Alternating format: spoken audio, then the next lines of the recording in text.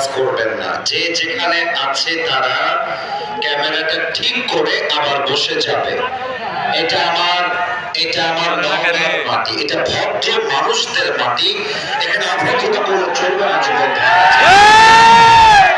একটু সময় দাও, আর ব্যাগটা গেছে। যে যা পারবা, যে যা পারবেন আপনার সর্বোচ্চ সাধ্য অনুযায়ী দেওয়ার চেষ্টা করবেন।